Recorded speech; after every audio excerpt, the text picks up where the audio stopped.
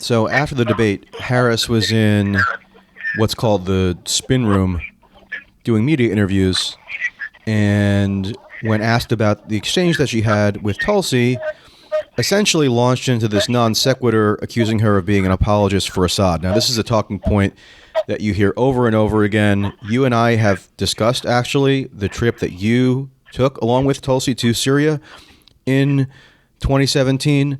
I've looked at the record. I don't think anything Tulsi has ever said about Assad could be fairly characterized as apologism. But nonetheless, this talking point persists. How, at this point, do you react to that line still being used?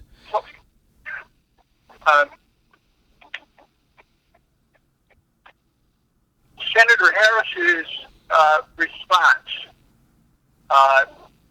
was not only a non sequitur. It was an admission of that she was defeated by Tulsi Gabbard in the debate. That's what it amounts to. It's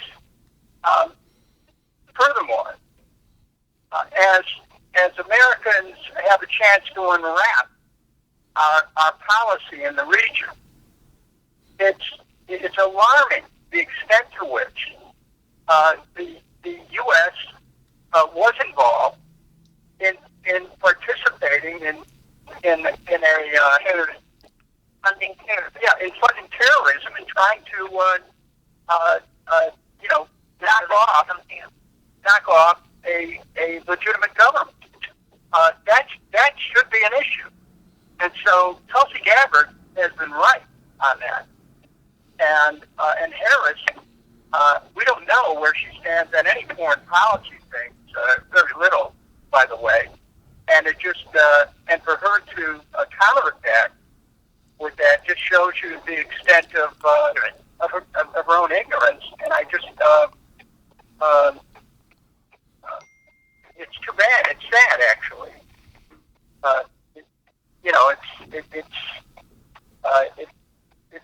It's sophomoric. And I don't think most people are aware that you accompanied Tulsi on that trip in 2017. How do you, what can you say now about that trip in light of the continuing allegation that it amounted to apologism? I mean, leaders must have the capacity to go where others may fear to tread in order to achieve understanding and in order to offer sane policy, sane policy.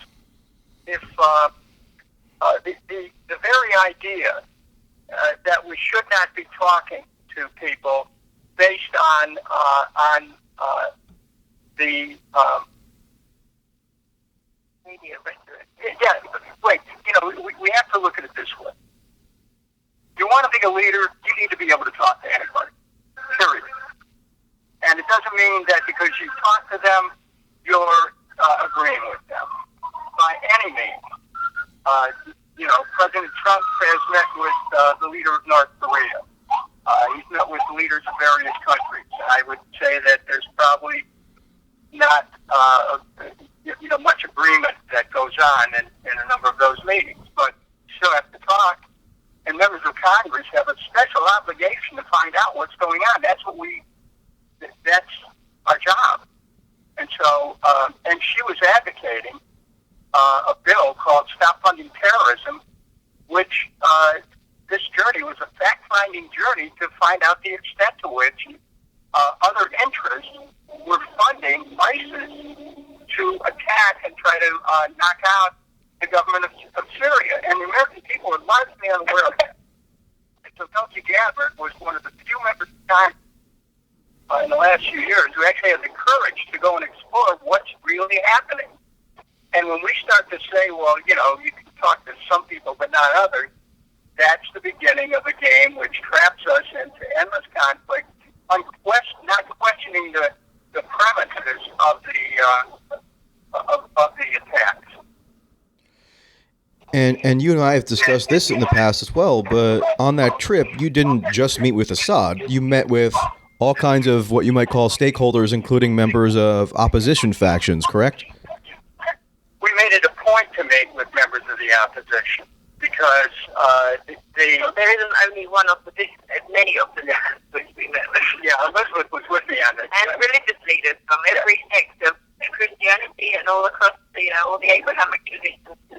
Yeah. Elizabeth was an important part of that trip, and she just made the point that we met with Christian leaders, leaders of Islam. We met with people who and also as you pointed out, we met with the opposition. As far as that trip bearing fruit, I mean, what could you identify as the results of it in terms of U.S. policy? Tulsi famously met with Donald Trump in Trump Tower shortly after he won the election in 2016, specifically to discuss this issue. Has there been any movement, as far as you can tell? Trump did end the CIA program, sending arms to quote-unquote rebels in Syria. But beyond that, what has been the long-lasting effect of that trip and this style of engagement with the conflict, as you can best discern? I don't know. First of all, I don't know anything about. I don't have any details about the conversation between Congresswoman Gabbard and President Trump. I don't know about that. And as far as I think what she has done is to protect the space for a rational discussion, and that space is still open thanks to her courage.